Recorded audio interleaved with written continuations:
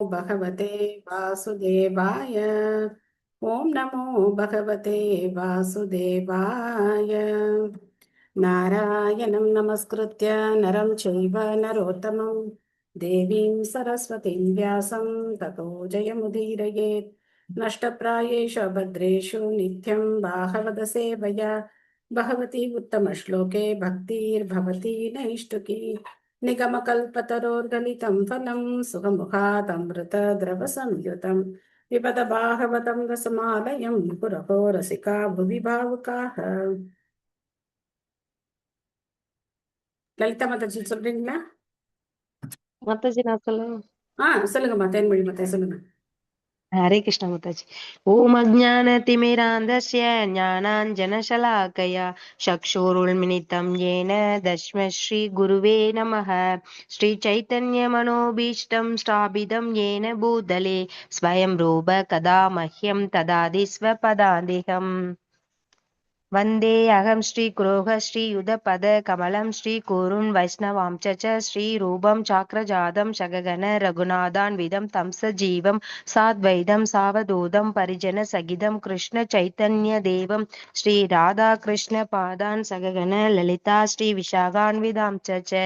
हे कृष्णा करुणा सिन्धो दीनबन्धो जगत्पदे गोपेश गोपिका कान्त राधाकान्त नमोऽस्तुते। सप्तकाञ्चन गौराङ्गी राधे वृन्दावनेश्वरी वृषभानुसुते देवी प्रणमामि हरिप्रिये। वाञ्छाकल्पतरुभ्यश्च कृपा सिन्धुभ्य एव च पतितानां पावनेभ्यो वैष्णवेभ्यो नमो नमः। नमो ॐ विष्णुपादाय कृष्णपृष्ठाय भूतले श्रीमते भक्तिवेदान्त स्वामी निधि नामिने।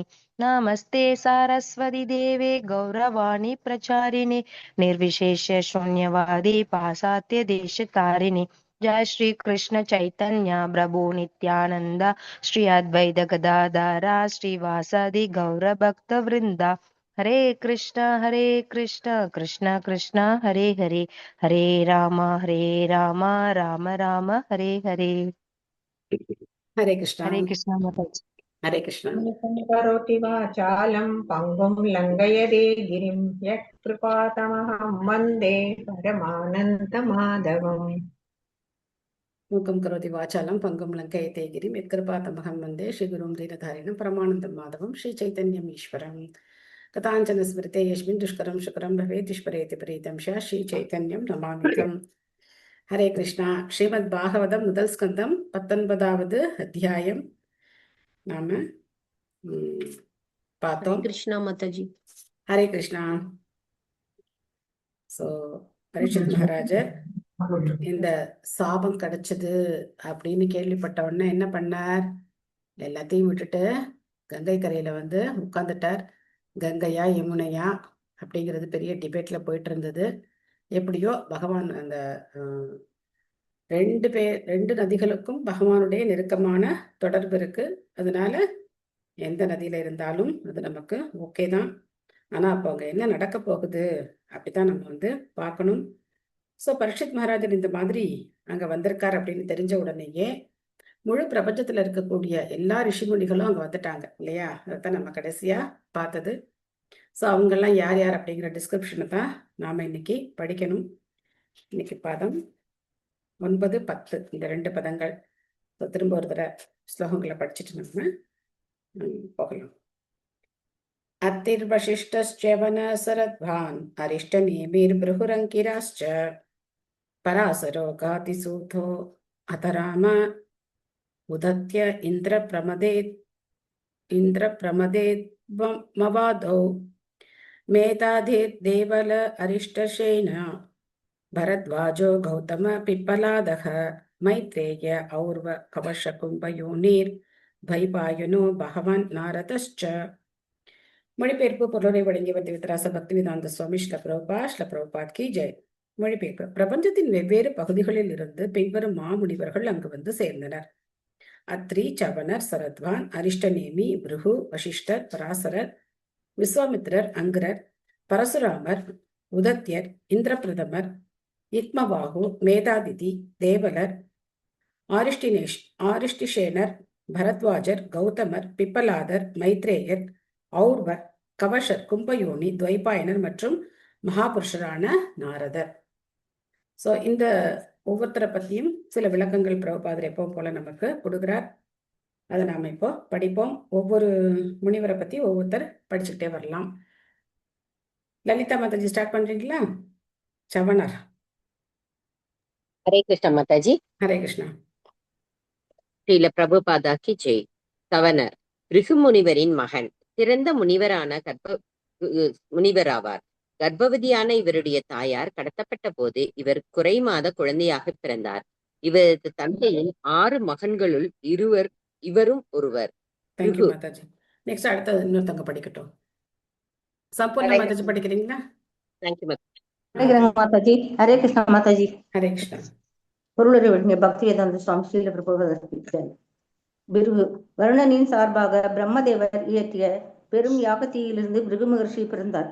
மாமுனிவரான இவரது பிரிய மனைவியின் பெயர் புலோமை என்பதாகும். நாரதர், துர்வாசர் முதலானவர்களைப் போல் இவரும் விண்வெளியில் சஞ்சரிக்க கூடியவராவர். பிரபஞ்சத்தில் உள்ள எல்லா கிரகங்களுக்கும் இவர் சென்று வருவது வழக்கம். குருட்சேத்திர யுத்தத்திற்கு முன் அதை தடுக்க முயன்றார். சில சமயங்களில் பரத்வாஜ முனிவருக்கு இவர் ஜோதிட சாஸ்திரத்தை உபதேசித்தார். இவர் பிருகு சம்ஹிதை எனப்படும் புகழ்பெற்ற ஜோதிட சாஸ்திரத்தின் ஆசிரியர் ஆவார். காற்று, நெருப்பு, நீர் மற்றும் மண் ஆகியவை எப்படி ஆகாசத்திலிருந்து உற்பத்தி செய்யப்பட்டன என்பதை இவர் விளக்கினார். வயிற்றில் உள்ள காற்று எப்படி இயங்குகிறது என்பதையும் உடல்களை எப்படி ஒழுங்குபடுத்துகிறது என்பதையும் கூட இவர் விளக்கினார். சிறந்த தத்துவவாதியான இவர் ஜீவராசின் நித்திய தன்மையை பற்றி தர்க்க சாஸ்திர முறைப்படி ஸ்தாபித்தார். மகாபாரதம் புகழ்பெற்ற மனித வர்க்க சாஸ்திரியான இவரால் தான் நீண்ட காலத்திற்கு முன் பரிணாம வளர்ச்சியை பற்றிய தத்துவம் விளக்கப்பட்டது. 4 சமூக பிரிவுகளையும் 4 ஆன்மீக பிரிவுகளையும் கொண்ட வர்ணாசிரம ஸ்தாபனத்தை இவர் விஞ்ஞானபூர்வமாக விவரித்தார். சத்திரிய அரசரான வீரகவியரை இவர் ஒரு பிராமணராக மாற்றினார். ஹரே கிருஷ்ணா. தேங்க்யூ மாதாஜி. ஸோ பிருகு முனிவரை பற்றி நம்ம படிக்கும்போது ஒரு லீலை எனக்கு ஞாபகம் வருது. ஸோ ஒரு சமயத்தில் யார் முழுமுதற் கடவுள் அப்படின்னு முனிவர்களுக்குள்ள ஒரு டிபேட் நடக்குது. இந்த இது கேட்டிருக்கீங்களா யாராவது? ஓகே. ஸோ அப்போ ஒவ்வொருத்தரும் ஒவ்வொரு சொல்கிறாங்க. அப்போ அதை சோதிச்சு பார்க்குறது அப்படின்னு தீர்மானமும் பண்ணிடுறாங்க. அப்போ பிரம்மாவா, சிவபெருமானா, விஷ்ணுவா, யார் முழுமுதற் கடவுள் அப்படின்னு சோதிக்கிறதுக்காக. ஸோ நேராக இவர் பிரம்மா கிட்ட போகிறார். அப்போ பிரம்மலோகத்தில் போய் பிரம்மா வரும்போது இவர் என்ன பண்ணார்? இவர் பிரம்மா பார்த்து கவனிக்காம பேசிக்கிட்டே இருந்தாங்க. கவனிக்கல, அவருக்கு ரெஸ்பெக்ட் கொடுக்கல. எழுந்து கூட நிக்கல. ஏன்னா பிரம்மா அவருடைய தந்தை. அப்பா அந்த காலத்து வேத காலம் இது. இப்ப இருக்கிற மாதிரி கிடையாது. இப்பெல்லாம் இதெல்லாம் யாரும் சொன்னாலே சிரிப்பாங்க. அப்பா எழுந்து நிக்கணும்னு சொன்னா சிரிப்பாங்க இல்லையா? ஸோ அந்த நாள்ல அந்த மாதிரி கிடையாது. ஸோ அப்போ பிரம்மா கிட்ட போறார். அப்போ எழுந்து நிக்கல. இவர் மனதுனால அபராதம் செய்யறார். அவருடைய செய்கைகள் மனதுனால அபராதம் செய்யறார்.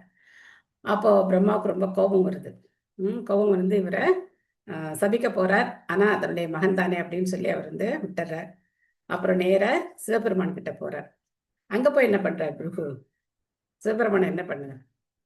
சிவபெருமான் நடனம் ஆடிட்டு இருந்தாரு. கவனிக்கல வரும்போது பிருகு வரும்.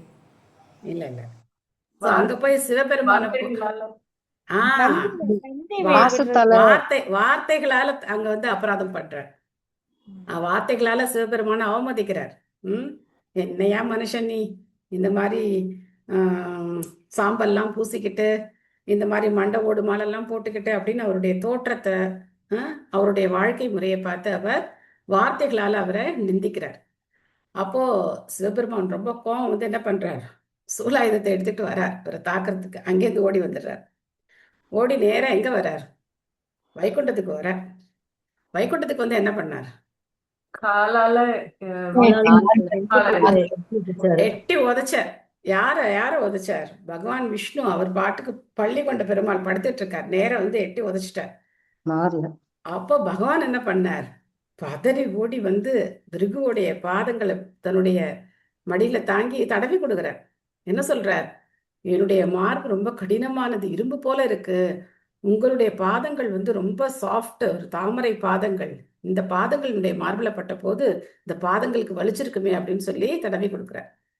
அப்போ முதல்ல வந்து மனதினால, வார்த்தைகளால, உடலால 3 விதத்திலையும் அபராதம் பண்ணும்போது யார் வந்து ரொம்ப பொறுமையா இருந்தா, எந்த விதமான கோபமும் வராம, எவ்வளவு வந்து சாத்வீகமா அவரை சமாதானப்படுத்தினார். யாரு அப்படின்னா விஷ்ணு தான். அதனால அவர் தான் 3 குணங்களுக்கும் அப்பாற்பட்டவர், முழுமுதற் கடவுள் அப்படின்னு இவர் வந்து ப்ரூவ் பண்றார் பிருகு. சரி. வசிஷ்டர் ஸ்ரீமத் பாகவதம் 1.9.6 காணவும். 9வது சாப்டர் என்ன சாப்டர்? யாருக்கு ஞாபகம் இருக்கு? 9th chapter. Hare Krishna Mataji. 9th chapter. மரணம் மாதாஜி. பீஷ்மதேவன் மரணம். Very good. மரணம். சோ அப்பவும் இந்த மாதிரி எல்லாரும் வந்தாங்க இல்லையா? பீஷ்மதேவருடைய அந்த உபதேசத்தை கேட்கறதுக்காக எல்லாரும் வந்தாங்க இல்லையா? அப்பவும் பிரபுபாதர் இந்த மாதிரி பெரிய டிஸ்கிரிப்ஷன் கொடுத்திருந்தார் இல்லையா? அதனால அங்க ரெஃபர் பண்ணிக்கோங்க அப்படின்னு சொல்றார். 9வது இதே காண்டத்துல 9வது அத்தியாயத்துல 6வது ஸ்லோகத்துல ரெஃபர் பண்ணிக்கோங்க அப்படின்னு சொல்றார். சோ நம்ம படிச்சதுனால இப்ப நம்ம அதை திரும்பி படிக்க போறது இல்ல, நாம இதையே கண்டினியூ பண்ணுவோம்.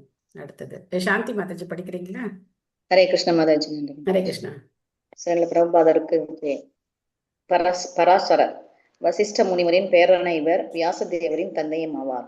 இவர் சக்தி மகரிஷியின் மகனாவார். இவரது தாயின் பெயர் அத்ரியஸ்திரி.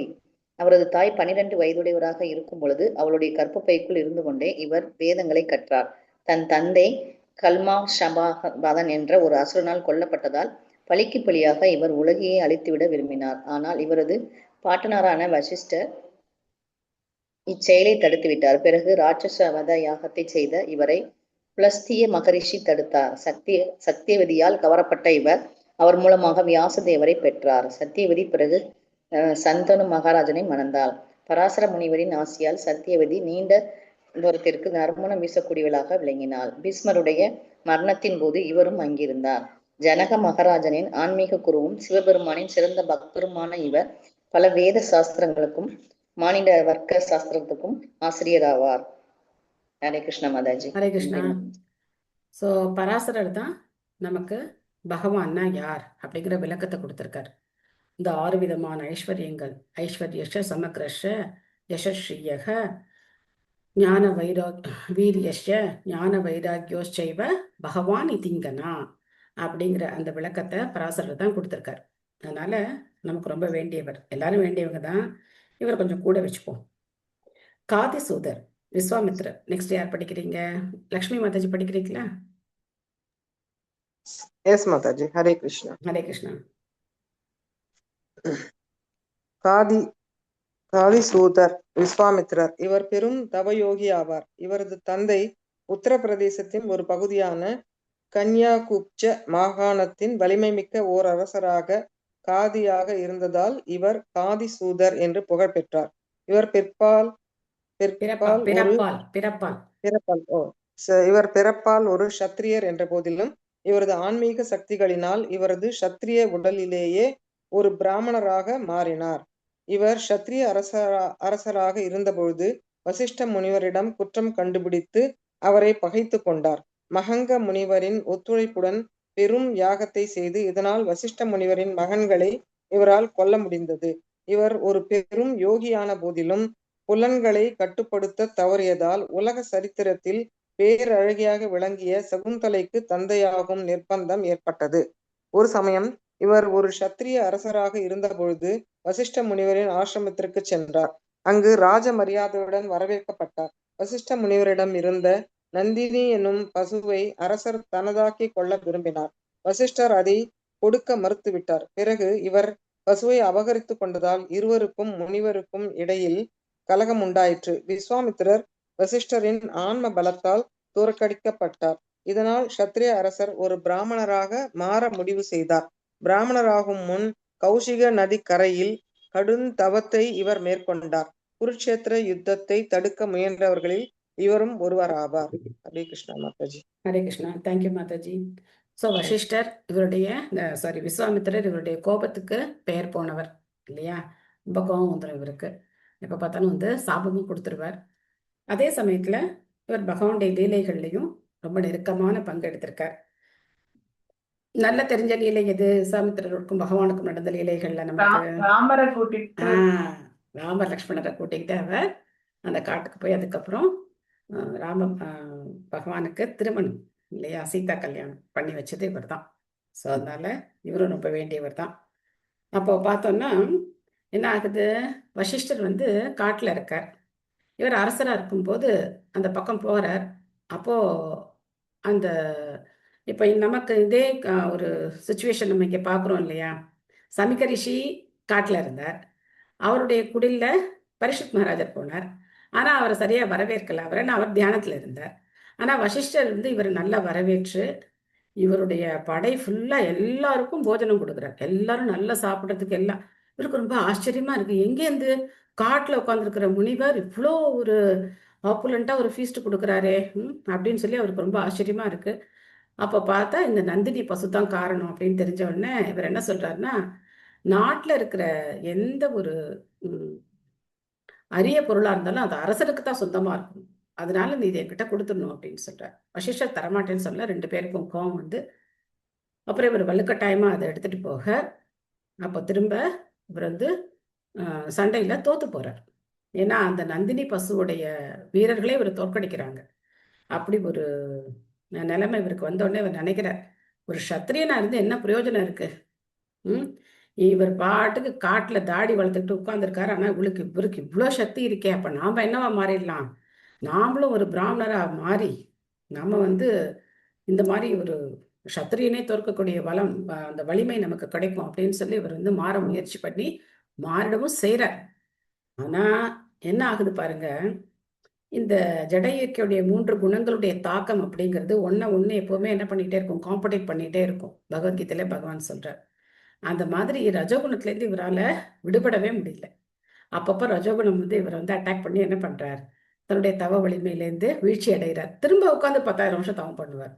உட்காந்தாருன்னா 10,000 வருஷம்தான், நடுவில்லாம் எழுந்திருக்க மாட்டார். அப்படி உட்காந்து தவம் பண்ணி திரும்ப ஒரு தடவை கோவப்படுவார், எல்லாம் போயிடும். புஷ்ஷுன்னு பலூனில் காற்று இறங்கின மாதிரி திரும்ப உட்காந்து தவம் பண்ண ஆரம்பிப்பார்.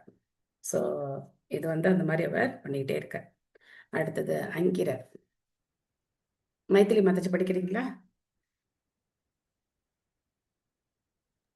ஹரே கிருஷ்ணா மாதாஜி. ஹரே கிருஷ்ணா. மொழிபெயர்ப்பு பொருள் ஸ்ரீல பிரபாவுக்கு ஜெய். உதத்திய பரசுராமர் சொல்ல அங்கிரர் பிரம்மாவின் 6 மானச புத்திரர்களில் ஒருவரான இவர் கற்றறிந்த தேவகுருவான பிரகஸ்பதியின் தந்தையாவர். இவர் பிரம்மதேவரின் விந்துவிலிருந்து பிறந்தவர். உதத்தியரும் சம்பர்த்தரும் 2 மகன்களாவர். இவர் கங்கை கரையில் அலோகானந்தம் என்று இடத்தில் இன்றும் தவமேற்றி கொண்டும் பகவான் நாமத்தை உச்சரித்துக் கொண்டும் இருப்பதாக கூறப்படுகின்றது. அங்கிரரும் நாரதரும் ரொம்ப ஃப்ரெண்ட்ஸ், 2 பேரும் ரொம்ப ஃப்ரெண்ட்ஸ். நம்ம வந்து பின்னாடி பாகவதத்தில் அவரை பற்றி படிக்கலாம். பரசுராமர் ஸ்ரீமத் பாகவதம் திரும்ப 1:9-6 பார்க்கவும். ஸோ அந்த ஸ்லோகத்தில் விளக்கம் வந்து பிரபுபாது கொடுக்கார். உதத்தியர் சுபமலர் மாதாஜி படிக்கிறீங்களா? படிக்கிற மாதாஜி. ஹரே கிருஷ்ணா. உதத்தியர் அங்கிர மகரிஷியின் 3 மகன்களில் ஒருவரான இவர் மந்தாதா மகாராஜனின் ஆன்மீக குருவாக இருந்தார். சோமனின் சந்திரன் மகளான பத்ராவை இவர் திருமணம் புரிந்தார். இவரது மனைவியை வருணன் அபகரித்ததால் இதற்கு பழிவாங்கும் வகையில் உலகில் உள்ள எல்லா நீரையும் இவர் பருகிவிட்டார். ஹரே கிருஷ்ணா. ஹரே கிருஷ்ணா. மேதாதிதி. அகிலா மாதாஜி படிக்கிறீங்களா?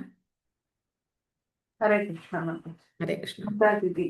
வயது முதிர்ந்த பழங்காலத்து முனிவரான இவர் சொர்க்கராஜனான இந்திரனின் அவையில் ஒரு உறுப்பினர் ஆவார். இவரது மகனான கண்வமுனி காட்டில் சகுந்தலையை வளர்த்து வந்தவர் ஆவார்.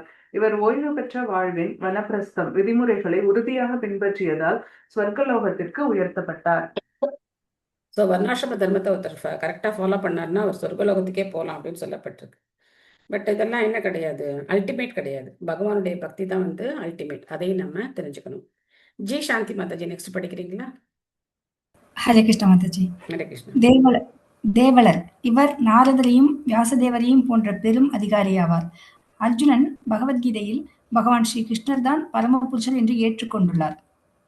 அப்பகுதியில் குறிப்பிடப்பட்டுள்ள பெரும் அதிகாரிகளுடைய பட்டியலில் இவருடைய நற்பெயரும் அடங்கும். குருக்ஷேத்திர யுத்தத்திற்கு பின் இவர் யுதிஷ்டிர மகாராஜனை சந்தித்தார். இவர் பாண்டவ குடும்பத்தின் குடும்பத்தினரின் புரோகிதரான தௌமியரின் மூத்த சகோதரர் ஆவார். சத்திரியர்களைப் போலவே இவரும் சுயம்வர சடங்கில் கணவனை தேர்ந்தெடுத்துக் கொள்ள தமது மகளை அனுமதித்தார்.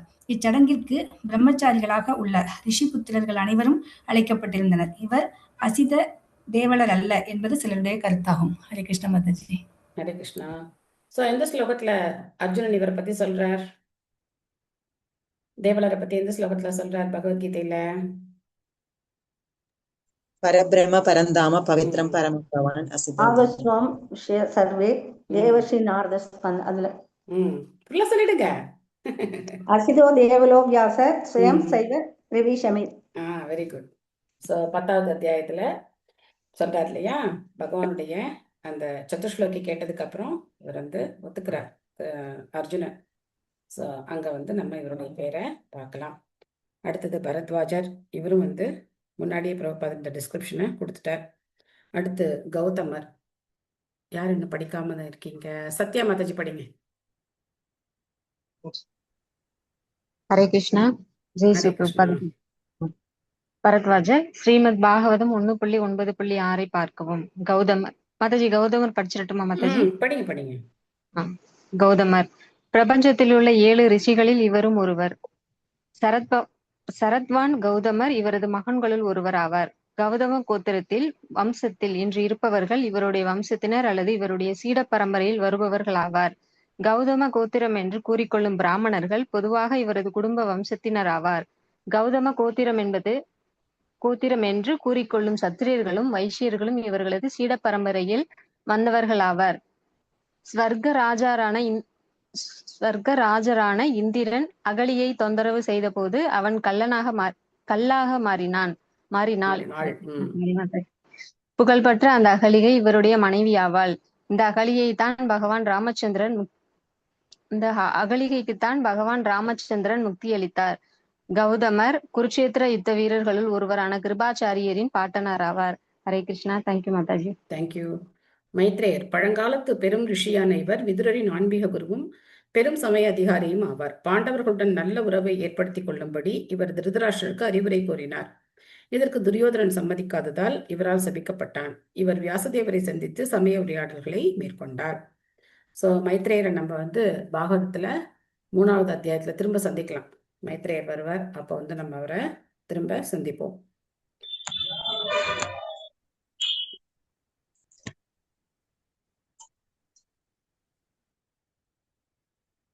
अन्ये च देवर्षि ब्रह्मर्षि वर्या राजर्षि वर्या अरुणादयश्च नानार्षेय प्रवरान् समेतान् अभ्यर्च्य राजा शिरसा ववन्ते. வெவ்வேறு முனிவர்களின் வம்சங்களைச் சேர்ந்த மற்றும் பல தேவரிஷிகளும் ராஜரிஷிகளும் மற்றும் அருணாதேயர்கள் எனப்படும் அரச வம்சத்தின் விசேஷ பிரிவை சேர்ந்தவர்களும் கூட அங்கு கூடியிருந்தனர். பேரரசை பரீட்சித்தை சந்திப்பதற்காக கூடிய அவர்கள் அனைவரையும் அவர் சிறந்தாழ்த்தி வணங்கி நன்கு வரவேற்றார். ஒவ்வொரு இடத்துலையும் நம்ம பார்க்குறோம், எந்த சூழ்நிலையா இருந்தாலும் வரவேற்பு அப்படிங்கிறது எப்பவுமே ரொம்ப சிறப்பா செய்யப்படுது அப்படிங்கிறத பார்க்குறோம். பீஷ்மர் அம்பு படுக்கையில படுத்திருந்த போதும் அங்க இருந்தவங்களெல்லாம் எப்படி வரவேற்றார்? என்ன பண்ணார்? அவருடைய செய்கையான வார்த்தையினால வரவேற்றார். இனிமையான புன்னகை வார்த்தை, அதனால அவர் வந்து வரவேற்றார் அப்படின்னு பார்த்தோம். Very good. பொன்மணி மாதாஜி படிக்கிறீங்களா? பொருளுரை வழங்கியவர் திரு ஆசா பக்திவேதாந்த சுவாமி ஸ்ரீல பிரபுபாதாக்கு ஜெய். உயர்ந்தவர்களுக்கு சிரம் தாழ்த்தி வணக்கம் செலுத்தும் முறை மிகச்சிறந்த ஆசாரமாகும். இது மரியாதை அளிக்கப்பட்ட விருந்தினரின் இதயத்தில் நன்றிக்கடனை ஏற்படுத்துகிறது. இத்தகைய செய்கையினால் முதல் தரமான குற்றவாளியும் மன்னிக்கப்படுகிறான். எல்லா ரிஷிகளாலும் அரசர்களாலும் பரீட்சித் மகாராஜன் மதிக்கப்பட்டவர் என்ற போதிலும் அறியாத பிழைகளுக்கு மன்னிப்பு கேட்கும் வகையில் அடக்கமான நடத்தையுடன் எல்லா பெரிய மனிதர்களையும் வரவேற்றார். பொதுவாக வாழ்வின் இறுதி கட்டத்தில் பிரிந்து செல்லும் முன் மன்னிப்பு கேட்கும் அடக்கமான இப்பண்பு ஒவ்வொரு விவேகமுள்ள மனிதனாலும் பின்பற்றப்படுகிறது. இவ்வாறாக பரீட்சித் மகாராஜன் பரமபதத்தை அடைவதற்காக அனைவரிடமும் நல்லாசியை வேண்டினார். தேங்க்யூ மதஜ். ஹரே கிருஷ்ணா. ஸோ பிரபுபாதர் இதை பண்ணார். பிரபுபாத் தன்னுடைய கடைசி காலத்துல தன்னுடைய சிஷ்யர்கள்ட்ட கூட மன்னிப்பு கேட்டார். நான் உங்களெல்லாம் மனசு கஷ்டப்படுத்தி இருந்தா, ஏதாவது கோபமா உங்கள்கிட்ட நடந்திருந்தா, உங்களுக்கு பிடிக்காம நான் நடந்திருந்தா என்ன நீங்க எல்லாம் மன்னிக்கணும் அப்படின்லாம் சொன்னார். ஸோ எப்பேற்பட்ட ஒரு மனம் பாருங்க. அவர் வந்து குரு, உங்களுக்கெல்லாம் என்ன தெரியும்? இந்த சிஷ்யர்களுக்கெல்லாம் என்ன தெரியும்? கிருஷ்ணானா தெரியுமா? ராமானா தெரியுமா? என்ன தெரியும் உங்களுக்கு? ஒன்றும் சொல்லி கொடுத்து அவங்கள இந்த உயர்ந்த நிலைக்கு கொண்டு வந்து, ஆனாலும் கடைசி நேரத்தில் பிரபுபாதர் இதை செய்தார். இந்த பொருளுரை படிக்கும்போது எனக்கு அதான் ஞாபகம் வருது. ஸோ அந்த மாதிரி அந்த எளிமையான மனம் இருந்தது அப்படின்னு சொன்னா எப்பவுமே எல்லாராலும் நம்ம வந்து கவரப்படுவோம். இல்லை நாம தான் பெரியவங்க அப்படிங்கிற அகங்காரம் நமக்கு இருந்தது அப்படின்னு சொன்னா யாருமே வந்து நம்மள என்னப்பா ஈஸியாக கண்டுபிடிச்சிருவாங்க. அகங்காரம் இருக்கிறதையும் எளிமையா இருக்கிறதையும் ஈஸியாக கண்டுபிடிச்சிருப்பாங்க. சில பேருக்கு ஒரு சில பேர்கிட்ட எளிமையா இருப்பாங்க, ஒரு சில பேர்கிட்ட ரொம்ப அகங்காரத்தோட இருப்பாங்க. அந்த மாதிரி எல்லாம் இருப்பாங்க. எனக்கு தெரிஞ்சு ம், இங்க மாயாப்பூர்ல வந்து ஒரு சில பக்தர்கள் இருக்காங்க. பலவிதமான பக்தர்கள் இருக்காங்க. நல்ல சேவை செய்யற பக்தர்கள். அதே சமயத்துல அந்த சேவைக்கு உண்டான ஒரு மரியாதையும் எதிர்பார்க்கக்கூடிய பக்தர்கள். இப்ப நான் இவ்வளவு சேவை செய்றேன், நான் வந்தா எனக்கு வந்து முதல்ல இடம் வேணும் அப்படின்னு நினைக்கலாம் இல்லையா? என்ன மாதிரி நான் சேவை செய்றேன்ல, எனக்கு நான் வந்தா என்ன பண்ணணும், எனக்கு வழிவிடணும் அப்படிங்கிற மாதிரி ஒரு குணம். இதெல்லாம் என்னது? அகம்பாவத்தினுடைய வெளிப்பாடு. அப்போ நான் வந்து ஒரு சில ஏரியாக்குள்ள தான் எனக்கு போகிறதுக்கான வேலை இருக்கு. நான் அங்கே மட்டும்தான் போவேன். அப்போ ஒரு சமயம் என்ன பண்ணேன், கிளீனிங் சர்வீஸ் போகலாம் அப்படின்னு சொல்லிட்டு, எனக்கு எப்பவுமே பெருக்கி துடைக்கிறது ரொம்ப பிடிக்கும். கிளீனிங் சர்வீஸ் போகலாம் அப்படின்னு சொல்லி ஒரு மாதாஜி கிட்ட கேட்டு அவங்க தான் பண்ணிட்டு இருக்காங்க. அவங்கள்ட்ட கேட்டு அவங்களுக்கு அசிஸ்ட் பண்றதுக்காக போனேன். அப்போ அங்கே போய் பார்த்தா ரொம்ப வயசான ஒரு மாதாஜி, ரொம்ப வயசானவங்க, வெஸ்டர்ன் டிவோட்டி தான், ரொம்ப வயசானவங்க. அழகா வந்து அவங்க சேவை பண்ணிக்கிட்டே இருக்காங்க. அவங்கள நான் இது வரைக்கும் முதல் வரிசையில பார்த்ததே கிடையாது. எத்தனையோ வருஷ காலங்களா அவங்க சேவை பண்ணிக்கிட்டே இருக்காங்க. ஆனா இங்க வந்தது கிடையாது. முதல்ல வந்து நிக்கிறது கிடையாது. மாலை மரியாதையெல்லாம் எதிர்பார்க்கறது கிடையாது. சேவை ஒண்ணுதான் அவங்க அவங்களுக்கு கிடைக்கிற பெரிய பரிசு. அந்த சேவை பண்ணிட்டு அவங்க இருக்கிற இடமே தெரியாம இருக்காங்க. இந்த மாதிரி இவ்வளவு பேர் இருக்காங்களா அப்படின்னு சொல்லி எனக்கு ரொம்ப ஆச்சரியமா இருந்தது. இத்தனை பேர் இந்த மாதிரி சர்வீஸ் பண்றவங்க இருக்காங்களா அப்படின்னு சொல்லி பார்க்கவே ரொம்ப ஆச்சரியமா இருந்தது. அது மாதிரி அந்த எளிமையான மனம். அப்போ நாங்கெல்லாம் சர்வீஸ் பண்ணிட்டு மத்தியானம் பிரசாதம் இருந்தது. நாங்கள் எல்லாரும் சாப்பிட உட்காந்துருந்தோம், வரிசையா எல்லாரும் உட்காந்துருந்தோம். அப்போ பார்த்தோம்னா அந்த வயசான மாதாஜி நல்ல பெரிய வாளி தூக்கிட்டு எல்லாருக்கும் வந்து பரிமாறிட்டே போனாங்க. இதெல்லாம் பார்க்கும்போது அப்போ அந்த மாதிரி மனம் வேணும் இல்லையா? நான் ரொம்ப சீனியர், எல்லாரும் எனக்கு சேவை பண்ணணும் அப்படின்னு நினைக்காம அவங்க என்ன பண்றாங்க, இன்னைக்கு புதுசா வந்தவங்களை கூட உட்கார வச்சு அவங்க வந்து எல்லாருக்கும் பரிமாறிட்டே இருக்காங்க. ஸோ எப்பவுமே எளிமையான மனம். ஒவ்வொருத்தையும் நம்ம என்ன பண்ணணும், நல்ல குணங்களை கத்துக்கிட்டு அந்த குணங்களை நாம வந்து நம்ம கிட்ட இல்லாம இருக்கலாம், ஆனா அந்த குணங்களை நாம வளர்த்துக்கிறதுக்கு முயற்சி பண்ணணும். அப்பதான் கிருஷ்ண பக்தி அப்படிங்கிறதுனுடைய சுவை நமக்கு புரியும். இல்லைன்னா அந்த சுவையை நம்மளால அனுபவிக்கவே முடியாது. நேத்து எங்க அபார்ட்மெண்ட்ல நடந்த ப்ரோக்ராம் நான் எதுக்காக போட்டேன் அப்படின்னாக்க, பக்தர்களுடைய சங்கம் அப்படிங்கிறது எப்படி இருக்கு அப்படின்னு நீங்க எல்லாரும் தெரிஞ்சுக்கணும். வீட்டில் தனியா பயிற்சி பண்ணிட்டு இருக்கிறவங்களை பார்க்கும்போது எனக்கு ரொம்ப பாவமா இருக்கும். ஏன்னா இந்த ஆனந்தத்தெல்லாம் அனுபவிக்க முடியாம தனியா இருக்காங்களே, அட்லீஸ்ட் இப்படி பார்த்தாலும் சந்தோஷப்படட்டுமே. எல்லா கேட்டகரியிலையும் இருக்காங்க. சின்ன குழந்தையிலேருந்து வயசானவங்க வரைக்கும் எல்லாரும் இருக்காங்க. எல்லாரும் கிருஷ்ண பக்தியில அவங்களுடைய என்ன அவங்களுடைய தகுதிக்கும் நிலைமைக்கும் ஏற்றபடி அவங்கவுங்க பயிற்சி பண்றாங்க. ஸோ ஒரு கம்யூனிட்டியா வாழ்றது அப்படிங்கிறது, பக்தர்களுடைய ஒரு குழு அப்படி வாழ்றதுங்கிறது என்ன அப்படிங்கிற அனுபவம் எனக்கு இங்க வந்து மாயப்பூர்ல வந்து ரொம்ப அருமையா கிடைச்சிருக்கு. அதுவும் இந்த எங்களுடைய சச்சி கார்டன் வந்து அதுக்கு ரொம்ப ஃபேமஸா இருக்கு. மற்ற இடங்கள்ல கூட இவ்வளவு ஒரு ஒற்றுமையா எல்லாரும் செயல்படுற மாதிரி தெரியல எனக்கு. ஏன்னா இட வசதியும் வேணும் இல்லையா? இங்க எங்களுக்கு பெரிய கார்டன் இருக்கிறதுனால 3 பில்டிங்கும் சேர்த்து ஒவ்வொரு வாரமும் நாங்கள் வந்து ப்ரோக்ராம் நடத்துகிறோம். அதனால அருமையா இந்த போயிட்டு இருக்கு. நேத்து வந்து இங்க இருக்கிற ஒரு டிவோட்டியோட அவங்க டேட்டிஸோட பர்த்டே. அதாவது முதல்ல அவங்க விக்கிரகங்களை வாங்கி வீட்டில் வச்சு பூஜை பண்ண ஆரம்பிச்ச நாள். அது அப்படிதான் எல்லாரும் கொண்டாடுவாங்க. எங்க ஜெகநாதருக்கு பர்த்டே, எங்க கௌரி தாய் பர்த்டே அப்படின்னு கொண்டாடுவாங்க. ஸோ அதனால அவங்க டேட்டிஸ்க்கு பர்த்டே அப்படிங்கிறதுனால அவங்க கௌரி தாய் வச்சு கார்டன்ல வச்சு நேத்து, அதுவும் நரோத்தமதாஸ் தாக்கூரோடைய அப்பியரன்ஸ் டே அப்படிங்கிறதுனால அவருடைய கீர்த்தனங்கள் எல்லாம் பாடி ரொம்ப மக்களமா இருந்தது நேத்து. ரியலி எல்லாரும் நல்லா என்ஜாய் பண்ணாங்க. கடைசியில பிரசாதமும் அருமையான பிரசாதம், ரொம்ப நல்லா இருந்தது. ஸோ அதனால எல்லாரும் வாங்க, வந்து சேர்ந்து அனுபவிப்போம், கூடி இருந்து. ரொம்ப சந்தோஷமா இருந்தது. கூடி இருந்து குளிர்ந்தேலோர் எம்பாவாய் அப்படிங்கிற மாதிரி எல்லாரும் சேர்ந்து அனுபவிக்கிறதுக்கான ஒரு வாய்ப்பு. பகிர்ந்து கொண்டதுக்கு ரொம்ப நன்றிங்க மாதாஜி.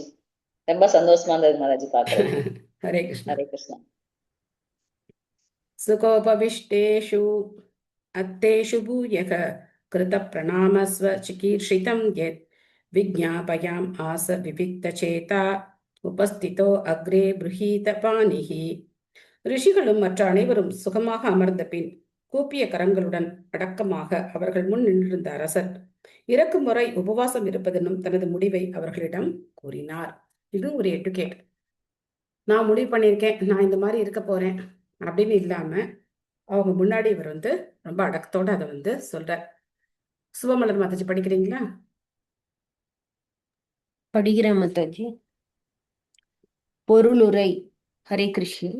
கங்கை கரையில் இறக்கும் வரை உபவாசம் இருப்பதென்று அரசர் முன்பே முடிவு செய்திருந்தார் என்றாலும் அங்கு கூடியிருந்த பெரும் அதிகாரிகளின் கருத்துக்களை வரவழைப்பதற்காக அவர் அடக்கத்துடன் தமது முடிவை அவர்களிடம் தெரிவித்தார். ஒரு முடிவு எவ்வளவு முக்கியமானதாக இருந்தாலும் அது யாரேனும் ஓர் அதிகாரியால் உறுதி செய்யப்பட வேண்டும். அது விஷயத்தை பூரணமுள்ளதாக்கும். அதாவது அக்காலங்களில் பூமியை ஆண்டு வந்த அரசர்கள் பொறுப்பற்ற சர்வாதிகாரிகளாக இருக்கவில்லை. வேத கட்டளைகளுக்கேற்ப ஞானிகளாலும் முனிவர்களாலும் அளிக்கப்பட்ட அதிகாரப்பூர்வமான முடிவுகளை அவர்கள் கவனமாக பின்பற்றினர். பரீட்சித் மகாராஜன் சீரிய அரசராக இருந்ததால் வாழ்வின் இறுதி நாட்கள் வரை அதிகாரிகளை கலந்தாலோசித்து தான் எல்லா நியமங்களையும் பின்பற்றினார். நன்றி மாதாஜி. ஹரே ஹரே கிருஷ்ணா. கிருஷ்ணன். இதைத்தான் நம்ம முன்னாடியே சொன்னோம் இல்லையா, ஒரு தடவை டிஸ்கஸ் பண்ணியிருக்கோம். சாது குரு சாஸ்திரம் அப்படின்னு பார்த்தோம். சாஸ்திரங்கள்ல சொல்லப்பட்டிருக்கணும், சாதுக்களும் அதை என்ன செய்யணும், அங்கீகரிக்கணும். அப்பதான் அந்த செயல் பூரணமானதா இருக்கும். நாமளா மனசுக்கு அந்த மாதிரி ஒரு காரியத்தை செய்யக்கூடாது. அப்படி நமக்கே ஏதாவது தோணுனா கூட நமக்கு மூத்த அதிகாரிகள்கிட்ட கேட்டு அதை நம்ம உறுதிப்படுத்திக்கிட்டு அதுக்கப்புறம் நம்ம என்ன செய்யணும், அதை ப்ரொசீட் பண்ணணும். ராஜௌவாச்ச அஹோ வயம் தன்யதமானுருபானாம் மகந்தமானு அனுகிரகீனீயசீலாக ராஜ்ஞாம் குலம் பிராமண பாத சௌச்சாத் தூராத் விஸ்ருஷ்டம் பத கர்ஹ்ய கர்ம. பாக்கியசாலியான அரசர் கூறினார், உண்மையில் சிறந்த ஆத்மாக்களிடமிருந்து உதவி பெறுவதில் நன்கு பயிற்றுவிக்கப்பட்ட அரசர்களில் நாங்கள் தான் மிகவும் நன்றி கடன் பட்டவர்கள் ஆவோம். பொதுவாக அரசுரிமை விளக்கப்பட வேண்டிய கழிவு என்றும் அதை தூரத்தில் வைக்க வேண்டும் என்றும் நீங்கள் முனிவர்கள் கருதுகிறீர்கள். ஸோ எதுக்காக அப்படின்னாக்க, அந்த மாதிரி அரசர்கள் எப்பவும் செல்வம், அப்புறம் பெண்கள், பகைவர்கள், இந்த மாதிரியான விஷயங்களோட எப்பவும் தொடர்புடையவர்கள். பகவானை பத்தி நினைக்கிறதுக்கு அவங்களுக்கு அவ்வளவு சான்ஸ் கிடையாது. அதனால மிக பெரும் பக்தர்கள் அந்த பதவிகள் எல்லாம் அவங்க விரும்புறது கிடையாது. பட் இந்த நாள்ல அப்படி கிடையாது. செல்வத்துக்கும் பதவிக்கும் பெருமைக்கும் தான் எல்லாரும் மயங்குறாங்க. உண்மையிலே பக்தியோட இருக்கிறவங்களுடைய உறவை விட மிகப்பெரிய பணக்காரன், மிகப்பெரும் செல்வந்தன், இல்லைன்னா பெரிய பதவியில இருக்கிறார் அப்படின்னா அவருடைய சங்கத்தை அவங்க ரொம்ப ஆசைப்படுவாங்க. பட் அந்த நாள்ல முனிவர்கள் அப்படி இல்லை. அதனால அவங்க இதை ஒரு தேவையில்லாத ஒரு விஷயமா நினைக்கிறாங்க. இதை நம்ம சைத்தன்ய மகாபிரபுடைய லீலையிலையும் பார்க்கலாம். பிரதாபருத்ர மகாராஜன் அவர் ரொம்ப நல்ல பக்தர். ஆனாலும் சைத்தன்ய மகாபிரபு அவரை பார்க்கறதுக்கு மறுக்கிறார். அவருடைய பிரதாபருத்ர மகாராஜருக்கு எப்படியாவது மகாபிரபுடைய சங்கத்தை அடையணும்னு சொல்லி ரொம்ப ஆசையா இருக்கு. பட் சைத்தன்ய மகாபிரபு அவரை பார்க்கறதுக்கு கூட மறுக்கிறார். ஏன்னா அவர் ஒரு அரசர், நான் ஒரு சன்னியாசி, நான் அவரை பார்க்கக்கூடாது அப்படின்னு சொல்லி மறுக்கிறார். அவருக்கு தெரியும் அவர் நல்ல பக்தர்னு தெரியும், இருந்தாலும் மறுக்கிறார். மம்தா மாதாஜி படிக்கிறீங்களா? எஸ் மாதாஜி. ஸ்ரீல பிரபுபாதாக்கு ஜெய். சமய கொள்கைகளின்படி மலம், மூத்திரம், கழிவுநீர் போன்றவைகளை நீண்ட தூரத்தில் விலக்கி வைக்க வேண்டும். இன்றைய நாகரிகத்தில் படுக்கை அறையுடன் இணைந்த குளியலறைகள், சிறுநீர் கழுக்கும் இடங்கள் போன்றவை மிகவும் வசதியானவையாக இருக்கக்கூடும். ஆனால் வசிப்பிடங்களிலிருந்து அவற்றை தூரத்தில் தள்ளி வைக்க வேண்டும் என்று உத்தரவிடப்பட்டுள்ளது. அதே உதாரணம் இங்கு அரச பரம்பரையின் விஷயத்திலும் மேற்கோள் காட்டப்படுகிறது. இந்த உதாரணம் பரமபதத்தை நோக்கி முன்னேறுபவர்களுக்கு உதவியாக இருக்கும். பணம், காசுகளுடன் அல்லது அரச வம்சத்துடன் நெருங்கிய தொடர்பு கொண்டிருப்பது பகவானிடம் செல்ல விரும்பியவர்களுக்கு தற்கொலையை விட மோசமானதாகும். அதாவது ஆன்மீகிகள் பொதுவாக பகவானுடைய படைப்பின் புற அழகினால் மிகவும் கவரப்பட்டிருப்பவர்களுடன் சகவாசம் வைத்துக் கொள்வதில்லை. அழகிய இந்த ஜட உலகம் பகவானுடைய ராஜ்யத்தின் நிழலை போன்ற ஒரு பிரதிபலிப்பு என்பதை ஆன்ம ஞானத்தில் முன்னேறிய ஆன்மீகிகள் அறிவார்கள். எனவே அவர்கள் அரசர்க்குரிய ஐஸ்வர்யங்கள் போன்றவைகளால் கவரப்படுவது இல்லை. ஆனால் பரீட்சித் மகாராஜாவின் விஷயத்தில் சூழ்நிலையே வேறு. அனுபவமற்ற பிராமண சிறுவனால் அரசருக்கு மரண தண்டனை அளிக்கப்பட்டது போல் காணப்பட்டாலும் உண்மையில் தம்மிடம் திரும்பி வரும்படி பகவான் அவரை அழைத்தார். பரீட்சித் மகாராஜன் இறக்கும் வரை உபவாசம் இருந்து பரமபதத்தை அடையப் போகிறார் என்பதால் அங்கு கூடியிருந்த மாமுனிவர்களும் யோகிகளும் அவரை காண பேராவல் கொண்டிருந்தனர். தனது முன்னோர்களான பாண்டவர்கள் பகவானின் பக்தி தொண்டில் ஈடுபட்டிருப்பதால் கூடியிருந்த முனிவர்கள் அவர்களிடம் மிகவும் அன்பு கொண்டிருந்தனர் என்பதையும் அரசனால் புரிந்து கொள்ள முடிந்தது. எனவே தமது வாழ்வின் இறுதி கட்டத்தில் முனிவர்கள் அங்கு குழுமி இருந்ததால் அவர்களுக்கு நாம் நன்றி கடமைப்பட்டு இருப்பதை அவர் உணர்ந்தார். மேலும் மறைந்துவிட்ட அவரது முன்னோர்கள் அல்லது பாட்டனார்களின் பெருமையே இதற்கெல்லாம் காரணம் என்பதையும் அவர் உணர்ந்தார். எனவே அத்தகைய மிகச்சிறந்த பக்தர்களின் வம்சத்தினராக இருக்க நேர்ந்ததை குறித்து அவர் பெருமைப்பட்டார். பகவத் பக்தர்களுக்கு உள்ள இத்தகைய தற்பெருமை பௌதீக செழுமையால் திமிர்பிடித்து தற்பெருமை கொண்டுள்ள நிலைக்கு ஒப்பானதல்ல, முந்தைய நிஜமான தற்பெருமையாகும். ஆனால் மற்றதோ பொய்யானதும் வீணானதுமே ஆகும். Hare Krishna Mataji. Thank you. Hare Krishna. Thank you Mataji. So பிரபுபாதர் ஒரு விஷயத்தை வச்சு எவ்வளோ விஷயத்தை நமக்கு புரிய வைக்கிறார் பாருங்க. நம்ம வீட்டிலலாம் இப்போ அட்டாச்சு பாத்ரூம் இருந்தால் தான் நமக்கு வந்து அது வசதி இருக்குது இல்லையா? பெட்ரூமில் அட்டாச்சு பாத்ரூம் இல்லை அப்படின்னா அது நமக்கு வீடாகவே இப்போல்லாம் தெரியறதில்ல. பட் அந்த நாள்லாம் பார்த்தோம் அப்படின்னா தோட்டம் அப்படின்னு இருக்கும், தோட்டத்தில் கடைசியில் அந்த டாய்லெட்லாம் இருக்கும். பட் இப்போல்லாம் அதெல்லாம் நம்ம வந்து நினச்சி கூட பார்க்க முடியாது. வீடே துருண்டு தான் இருக்குது, அதுக்குள்ளே எல்லாத்தையும் வச்சுருக்கோம். இந்த பக்கம் சமைக்கிறோம், இப்படி உட்காந்து சாப்பிட்றோம், அந்த பக்கம் போய் மலஜலம் கழிக்கிறோம். அந்த மாதிரி தான் எல்லா அப்பார்ட்மெண்ட்டும் அப்படி தான் இருக்குது. ஸோ எதை தள்ளி வைக்கணுமோ அதை கொண்டு வந்து உள்ளே வச்சுருக்கோம். ஓகே, இதெல்லாம் வந்து ஒன்றும் பண்ண முடியாது. ஸோ பரீட்சித் மகாராஜர் இந்த மாதிரி ஒரு அரசராக இருந்தாலும் அந்த ரிஷி முனிவர்கள் எல்லாம் எதுக்காக அங்கே வந்தாங்க அப்படிங்கிறது ரொம்ப முக்கியமான விஷயம். அவரை பார்த்து புகழ்ந்து பாடி அவர்கிட்டேருந்து செல்வங்களெல்லாம் வாங்கிட்டு போகிறதுக்காக வந்தாங்களா அப்படின்னா கிடையாது. எதுக்காக வந்தாங்க? அவர் பகவானை அடைய போகிறார். அந்த அற்புதமான தருணத்தில் நாமெல்லாம் அவரோட இருக்கணும், அது நமக்கு மிகப்பெரிய பாக்கியம் அப்படின்னு சொல்லி அங்கே வந்தாங்க. அப்போது அவங்ககிட்டையும் இவர் எப்படி நடந்துக்கிறார்? ரொம்ப பணிவோடு நடந்துக்கிறார்.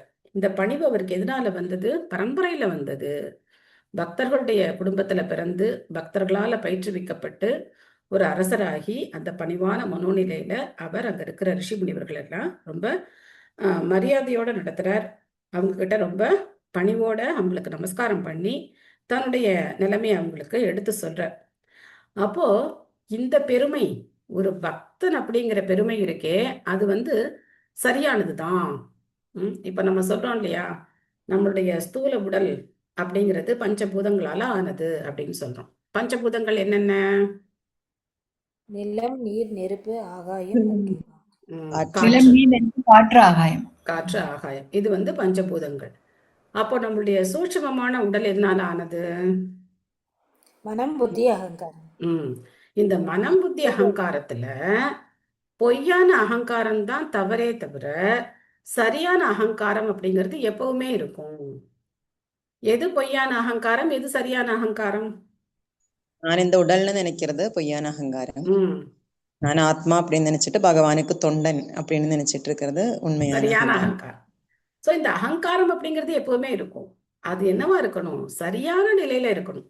அதான் இங்க பிரபா சொல்ற, நான் ஒரு பக்தன், நான் பகவானுடைய தொண்டன், சேவகன் அப்படிங்கிற அந்த ஐடென்டிட்டி இருக்கே, that is the real identity.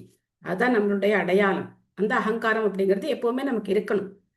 ஆனால் பொய்யான அகங்காரம், நான் இந்த உடல், நான் இன்னார், நான் வந்து இந்த குடும்பத்தை சேர்ந்தவன், இல்லைன்னா நான் வந்து யாரோ என்னமோ பண்ணியிருக்காங்கன்னு நினைக்கிறேன். ஓகே. ஸோ இந்த மாதிரியான அகங்காரம் என்னது? தவறான அகங்காரம். இது இருக்கக்கூடாது நமக்கு. ஸ்கிரீன் ஷேர் ஆயிருக்கும் மாதாஜி அவங்களோட. ம் ஸ்கிரீன் ஷேர் எண்டு கொடுத்துட்டு அது போயிரும்னு நினைக்கிறேன். அவங்க தான் பண்ணணும் இல்லையா? நீங்க தானே ஹோஸ்ட் மாதாஜி, பண்ணலாம்னு இல்ல நினைக்கிறேன். இல்ல அவங்களோட ஸ்கிரீன் போட்டாங்க. யார் பண்ணியிருக்கிறது இது? ஹேமலதா மாதாஜி. ஸ்கிரீன் தான் வந்திருக்கு, ஸ்கிரீன் ஷேரிங் தான் வந்திருக்கும். ஹேமலதா அவங்க பண்ணியிருக்காங்க, தெரியாம கைப்பற்றிருக்கும். ஸோ அதனால நம்மளுடைய அகங்காரம் அப்படிங்கிறது எப்பவுமே இருக்கக்கூடியது தான். அது பொய் அகங்காரமா தான் இருக்கக்கூடாது. அதை நம்ம தெரிஞ்சுக்கணும். தஸ்யைவ மேகஸ்ய பராவரேஷோ வியாசக்த சித்தஸ்ய கிருஹேஷு அபீக்ஷ்ணம் நிர்வேத மூலோ த்விஜசாபரூபோ எத்ர பிரசக்தோ பயமாக தத்தே. ஜட மற்றும் ஆன்மீக உலகங்களை ஆள்பவரான பரமபுருஷ பகவான் ஒரு பிராமணனுடைய சாபத்தின் வடிவில் அன்புடன் என்னை ஆட்கொண்டார். குடும்ப வாழ்வில் நான் அளவுக்கு அதிகமான பற்று கொண்டிருந்ததனால் பயத்தால் மட்டுமே என்னை நான் உலகிலிருந்து விடுவித்துக் கொள்வேன் என்ற முறையில் என்னை காப்பாற்றுவதற்காகவே பகவான் பயத்தின் வடிவில் என் முன் தோன்றியுள்ளார். எப்படி சொல்றார் பாருங்க. இவருக்கு குடும்பத்துல பற்று இருக்கா என்ன? பாசம் வச்சு அப்படியே குடும்ப வாழ்க்கையில மூழ்கி இருக்கார். எப்பவுமே பகவத் பக்தியில தான் மூழ்கி இருக்கார். ஆனா எந்த பக்தரும் என்ன சொல்லிக்கிறது இல்லை, நான் பெரிய பக்தன் அப்படிலாம் சொல்லிக்கிறது இல்லை. இவர் இப்படி சொல்லிக்கிறார். அதனால இது பகவானுடைய கருணை. இல்லைன்னா நான் என்ன ஆயிருப்பேன், அப்படின்னு நான் தான் பெரிய ராஜா அப்படின்னு நினைச்சு நான் அந்த ஹோதாலே இருந்திருப்பேன். ஆனா இப்ப பாருங்க, பகவான் தன்னுடைய கருணையினால என்னை ஒரு சாபம் மூலமா என்னை பகவான் காப்பாத்துறார் அப்படின்னு நினைக்கிறேன். அகிலா மாதாஜி படிக்கிறீங்களா? ஹரே கிருஷ்ணா மாதாஜி. ஹரே கிருஷ்ணா. பொருளுரை ஸ்ரீல பிரபுபாதற்கு பரீட்சித் மகாராஜன் மிகச்சிறந்த பக்தர்களான பாண்டவர்களின் குடும்பத்தில் பிறந்திருந்தும் பகவானிடம் கற்றுக்கொள்வதில் நன்கு பயிற்றுவிக்கப்பட்டிருந்தும் பகவானின் ஒரு திட்டத்தினால் உலகை அவர் துறக்க வேண்டிய அளவிற்கு குடும்ப வாழ்வில் மிகப்பெரிய கவர்ச்சி இருப்பதை உணர்ந்தார். ஒரு தூய பக்தரின் விஷயத்தில் பகவானே இத்தகைய நேரடியான செயலை மேற்கொள்கிறார். பிரபஞ்சத்தில் மிகச்சிறந்த ஆன்மீகிகளும் அங்கு வருகை தந்திருப்பதை கண்டு பரீட்சித் மகாராஜனால் இதை புரிந்து கொள்ள முடிந்தது. பகவான் தமது பக்தர்களை விட்டு பிரியாமல் அவர்களுடனேயே எப்பொழுதும் வாழ்கிறார் என்பதால் சிறந்த முனிவர்களின் வருகை பகவானின் வருகையை குறிப்பிடுவதாகவே உள்ளது. எனவே அரசர் சிறந்த முனிவர்களின் வரவை பகவானின் அனுகிரகமாக எண்ணி அவர்களை வரவேற்றார். ஹரே கிருஷ்ணா. தேங்க்யூ மாதாஜி. ஹரே கிருஷ்ணா. தேங்க்யூ மாதாஜி. ஒவ்வொரு செயல்லையும் பகவானை பார்க்கறது தான் பக்தர்களுடைய பார்வை. ஒவ்வொரு செயல்லையும் நம்ம நம்மளை பார்க்கறது நம்மளுடைய பௌதிகமான பார்வை. நான் தான் அப்படின்னு நம்ம நினைக்கிறது பௌதிகமான பார்வை. ஆனா ஒவ்வொரு செயலுக்கு பின்னாடியும் பகவான் இருக்கார் அப்படின்னு பார்க்கறது ஆன்மீகமான பார்வை. தம் மோபயாதம் பிரதியந்து விப்ரா கங்கா ச தேவி திருதசித்த மீஷே த்விஜோபஸ்ருஷ்ட குககஸ் தக்ஷகோ வா தசது அலங்காயத் விஷ்ணுகாதாக. பிராமணர்களே, நான் பகவானின் தாமரை பாதங்களை என் இதயத்தில் ஏந்தி கொண்டு விட்டேன் என்பதால் என்னை பூரண சரணாகதி அடைந்த ஆத்மாவாக ஏற்று அருள் புரியுங்கள். பகவானின் பிரதிநிதியான கங்கை தாயும் அவ்வாறே என்னை ஏற்று அருளட்டும். பிராமணன் சிருஷ்டித்த சர்ப்பராஜனோ அல்லது வேறெந்த மாயாஜால பொருளோ என்னை உடனே கடிக்கட்டும். நீங்கள் அனைவரும் பகவான் விஷ்ணுவின் செயல்களை பாடிக்கொண்டே இருக்க வேண்டும் என்பதை மட்டுமே நான் விரும்புகிறேன். ஒரு வாரம் கழிச்சு என்ன, இப்பவே கூட நடக்கட்டும் அப்படின்னு சொல்லி அவர் அந்த அளவுக்கு தன்னை அர்ப்பணிக்கிறார். சாந்தி மாதாஜி படிக்கிறீங்களா? ஹரே கிருஷ்ண மாதாஜி. ஹரே கிருஷ்ணா. ஸ்ரீல பிரபுபாதருக்கு ஜெய். பகவானின் பத்ம பாதங்களில் தன்னை ஒப்படைத்துவிட்ட ஒருவர் மரணத்தை கண்டு சிறிதும் அஞ்சுவதில்லை. பகவானின் சிறந்த பக்தர்கள் கங்கை கரையில் கூடியதால் ஏற்பட்ட சூழ்நிலை மற்றும் பரீட்சித்து மகாராஜன் பகவானின் தாமரை பாதங்களை பூர்ணமாக ஏற்றுக்கொண்டது ஆகிய இவ்விரண்டும் அரசர் பரமபதம் அடைவதற்கு போதுமான உறுதியளிப்பவையாக விளங்கின. எனவே மரண பயத்திலிருந்து அவர் பூர்ணமாக விடுபட்டார். ஹரி கிருஷ்ண மாதாஜி. ஹரே கிருஷ்ணா. மரணம் அப்படிங்கிறது எல்லாருக்கும் பயத்தை கொடுக்கக்கூடியதா இருக்கு. ஆனா பக்தர்களுக்கு அந்த பயம் அப்படிங்கிறது கிடையாது அப்படிங்கிறத பாக்குறோம். இதுக்கு லௌகிக்கமா ஒரு உதாரணம் நம்ம பார்த்தோம் அப்படின்னாக்க, இப்போ நம்ம வீட்டை விட்டு கிளம்பிட்டோம்னு வச்சுக்கோங்க. வீட்டை விட்டு கிளம்பிட்டோம். எங்க போகணும், எங்க போக போறோம், எப்படி போகணும், எந்த வழியும் நமக்கு தெரியாது. பட் போய் தான் ஆகணும் அப்படிங்கிற சூழ்நிலை எப்படி இருக்கும்? இல்லை நம்ம டிக்கெட்லாம் புக் பண்ணியாச்சு, இந்த ஊருக்கு தான் போக போகிறோம், ஹோட்டல் ரூம் எல்லாம் புக் பண்ணிட்டோம், நம்மளுடைய ஷெட்யூல்லாம் நமக்கு வந்து கரெக்டாக போட்டாச்சு அப்படின்னா அந்த பயணம் எப்படி இருக்கும்? 2 பயணம் பண்ணி தான் ஆகணும். ஒரு பயணம் எங்கே போக போகிறோன்னே தெரியாது, எப்படி போகணும்னு தெரியாது, அந்த மாதிரி இருக்கு. ஒரு பயணம் வந்து எல்லாம் ஆல்ரெடி ரிசர்வ் பண்ணி எல்லாம் புக் பண்ணி ரொம்ப பிளான்டாக இருக்கு. இதுல எந்த பயணம் இனிமையா இருக்கும்?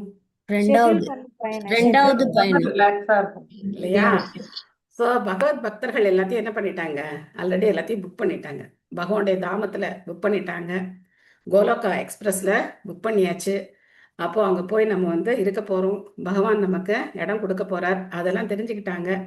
அப்போது அந்த ட்ரெயினை பிடிக்கணும், அது மட்டும்தான் இப்போ அவங்க பண்ண வேண்டிய வேலை. அதுக்கு கொடுக்க வேண்டிய விலை என்ன? பகவானுடைய பாதங்களை நாம் தியானம் பண்ணணும். இதுதான் ப்ரைஸ். நம்ம கொடுக்க போகிற மிகப்பெரிய அந்த ரேட் என்ன அப்படின்னாக்க, அந்த காலேச்ச மாமேவ ஸ்மரன் முக்வா கலேவரம் எப்ரயாதி சமத்பாவம் யாதி நாஸ்தியத்திர சம்சயக. அதுதான் நம்ம பண்ணணும். அந்த நேரத்தில் பகவானை நாம் நினைக்கணும், அது மட்டும்தான் பண்ணணும். இதுதான் மிகப்பெரிய விலை, நம்ம கொடுக்க போகிற விலை. ஸோ அப்போது நமக்கு கண்டிப்பாக என்ன ஆகிடும், ரிசர்வேஷனில் நமக்கு இடம் ஜம்முன்னு போட்டு வச்சுருக்காங்க, நாம் பயணத்தை பண்ணி போயிட்டே இருக்கலாம். இதுதான் பக்தர்கள். ஆனால் நம்முடைய பயணம் அப்படிங்கிறது இருண்ட பாதையில் எப்படி போக போகிறோம், என்ன ஆக போகிறோம் அப்படின்னு தெரியாத ஒரு பயங்கரமான ஒரு பயணமாக இருந்தது அப்படின்னு சொன்னால் அப்போ அதை பார்த்து நமக்கு பயம் வரும். இந்த பயணத்தை பார்த்து நமக்கு பயம் வராது. அந்த அளவுக்கு நம்மளை என்ன பண்ணணும், நம்ம தயார்படுத்திக்கணும். புனश्च भूयात् भगवती अनन्ते रतिः प्रसङ्गश्च तत् आश्रयेषु महत्सु याम् उपयामि सृष्टिं मैत्री अस्तु सर्वत्र नमो द्विजेभ्यः. மீண்டும் இந்த ஜட உலகில் நான் பிறவி எடுக்க நேர்ந்தால் எல்லையற்றவரான பகவான் ஸ்ரீ கிருஷ்ணனிடம் பூரண பற்றுதல் கொண்டவனாகவும் அவரது பக்தர்களின் சகவாசத்தை பெற்றவனாகவும் எல்லா ஜீவராசிகளிலும் சிநேகமான உறவு கொண்டவனாகவும் இருக்க பிராமணர்களான உங்கள் அனைவரையும் மீண்டும் வணங்கி வேண்டிக் கொள்கிறேன். இதான் பக்தர்கள். அவங்க வந்து என்ன நினைக்கிறது இல்லை, நான் முக்தி அடையணும் அப்படின்னா அவங்க ஆசைப்படுறது கிடையாது. அவங்க என்ன நினைக்கிறாங்க, பகவான் என்னை திரும்ப பிறக்கணும் அப்படின்னு ஒரு சூழ்நிலை ஏற்படுத்தினாலும் நான் என்ன பண்ணணும், பக்தனாவே பிறக்கணும். நான் வந்து பகவானை மறந்துடக்கூடாது, நான் எப்பவுமே பக்தனாவே பிறக்கணும் அப்படின்னு சொல்லி பிரார்த்தனை பண்றாங்க. ஆண்டாலும் அப்படித்தானே சொல்றாங்க. அவங்க என்ன சொல்றாங்க, இற்றைக்கும் ஏழேல் பிறவிக்கும் உந்தன்னோடு உனக்கேயாம் ஆட்செய்வோம் மற்றை நம் காமங்கள் மாற்றையிலோர் இப்படி சொல்றாங்க. சைத்தன்ய மகாபிரபு அதான் சொல்றார், மம ஜென்மனி ஜென்மனீஸ்வரே பவதாத் பக்தி ரஹைதுகி துவயி அப்படின்னு சொல்றார். அயினந்த தனுஜ கிங்கரம் பதிதம் மாம் விஷமே பவாம்புதோ கிருபையா தவ பாத பங்கஜ சிததூலி சத்ருஷம் விசிந்தையா அப்படின்னு சொல்றார். நதனம் நஜனம் ந சுந்தரிம் கவிதாம்பா ஜெகதீஷ காமயே மம ஜென்மனி ஜென்மனீஸ்வரே பவதாத் பக்தி ரஹைதுகி துவயி அப்படின்னு சொல்றார். நான் வந்து எத்தனை பிறவி எடுத்தாலும் சரி, திரும்ப திரும்ப நான் என்ன பண்ணணும், உங்களுடைய தாமரை பாதங்களை தான் நினைக்கணும் அப்படின்னு அவர் சொல்றார். ஸோ அதனால பக்தர்கள் அப்படிங்கிறவங்க பகவானோட பூரணமான சரணாகதி அடைந்தவர்கள். நம்ம இதை எங்க பார்க்கலாம் அப்படின்னாக்க, 3வது ஸ்கந்தத்துல சனத்குமாரர்கள் வைகுண்ட வாசலுக்கு வர்றாங்க. அப்போ ஜெய விஜயர்களால் தடுத்து நிறுத்தப்படும் போது அந்த சனத்குமாரர்கள் அவங்களுக்கு சாபம் கொடுக்கும்போது ஜெய விஜயர்கள் என்ன பிரார்த்தனை பண்றாங்க, நீங்க சாபம் கொடுங்க, நாங்க திரும்ப பூலோகத்துல போய் பிறக்கிறோம், எல்லாம் பண்றோம், ஆனா என்ன பண்ணிடக்கூடாது, பகவானை மட்டும் நாங்க மறந்துடக்கூடாது. நீங்க என்ன சாபம் கொடுத்தாலும் சரி, பகவானை மறக்காம இருக்கிறதுக்கான வரத்தை நீங்க கொடுக்கணும் அப்படின்னு சொல்லி பிரார்த்தனை பண்றாங்க. ஸோ இதெல்லாம் வந்து உயர்ந்த நிலையில பக்தர்களுடைய பிரார்த்தனைகள். லலிதா மாதாஜி படிக்கிறீங்களா? படிக்கிற மாதாஜி. ஸ்ரீல பிரபுபாதாக்கு ஜெய். பகவத் பக்தர்கள் மட்டுமே பக்குவமான ஜீவராசிகள் என்பது இங்கு பரீட்சித் மகாராஜனால் விளக்கப்படுகிறது. பகவானின் பக்தர் ஒருவருக்கு பல எதிரிகள் இருக்கக்கூடும் என்றாலும் இவர் ஒருவருக்கும் எதிரி அல்ல. பகவத் பக்தர் ஒருவர் பக்தர் அல்லாதவர்களிடம் விரோதம் கொண்டவர் அல்ல என்றாலும் அவர்களுடன் அவர் சவகாசம் கொள்ள விரும்புவதில்லை. பகவத் பக்தர்களின் சவகாசத்தை மட்டுமே அவர் விரும்புகிறார். ஒரே இன பறவைகள் கூடி வாழுவது இயற்கை என்பதால் இது முற்றிலும் இயற்கையானதே. அனைத்து ஜீவராசிகளுக்கும் தந்தையான பகவான் ஸ்ரீ கிருஷ்ணரிடம் பூரண பற்று கொண்டிருப்பதே ஒரு பக்தரின் மிக முக்கியமான கடமையாகும். தந்தைக்கு நல்ல மகனாக இருப்பவன் அவனது மற்ற சகோதரர்களிடம் சிநேகமான முறையில் நடந்து கொள்வதைப் போலவே பரம தந்தையான பகவான் ஸ்ரீ கிருஷ்ணரின் நல்ல மகனாக உள்ள ஒரு பக்தனும் கூட மற்ற எல்லா ஜீவராசிகளையும் பரம தந்தையுடன் தொடர்பு படுத்தியே காண்கிறான். தந்தையின் கெட்ட மகன்களை புத்தி சுவாதீனம் உள்ள நிலைக்கு கொண்டு வந்து பகவானை பரம தந்தையாக ஏற்கச் செய்ய அவன் முயற்சிக்கிறான். பரீட்சித் மகாராஜன் பரமபதத்தை அடைவது நிச்சயம். ஒருவேளை அந்நிலையை அவர் அடையாவிட்டாலும் ஜட உலகில் பக்தி பூர்ணமான முறையில் வாழ அவர் பிரார்த்தித்தார். தூய பக்தர் ஒருவர் பிரம்மாவை போன்ற ஒருவரின் சவகாசத்தை கூட விரும்புவதில்லை. மாறாக சாதாரண ஜீவராசி ஒருவன் பகவத் பக்தனாக இருப்பானாயின் அவனுடன் சவகாசம் கொள்வதையே அவர் விரும்புகிறார். ஹரே கிருஷ்ணா மாதாஜி. ஹரே கிருஷ்ணா. தேங்க்யூ மாதாஜி. இங்க 2 லைன் இருக்கு. அந்த 2 லைனுக்கு என்ன அர்த்தம், உங்களுக்கு என்ன புரியுது அப்படின்னு நீங்க தான் சொல்லணும். சரியா? அதாவது ஃபர்ஸ்ட் என்ன சொல்றார் பிரபுபாதர் அப்படின்னாக்க, ஒரு பக்தனின் தந்தைக்கு நல்ல மகனாக இருப்பவன் அவனது மற்ற சகோதரர்களிடம் சிநேகமான முறையில் நடந்து கொள்வதைப் போலவே பரம தந்தையான பகவான் ஸ்ரீ கிருஷ்ணரின் நல்ல மகனாக உள்ள ஒரு பக்தனும் கூட மற்றெல்லா ஜீவராசிகளையும் பரம தந்தையுடன் தொடர்பு படுத்தியே காண்கிறான். இந்த லைனுக்கு என்ன அர்த்தம்? எல்லாரையும் சமமா பாக்குறது மாதாஜி. பண்டித சமதர்ஷன. ஓகே. இன்னும் கொஞ்சம் பிராக்டிகலா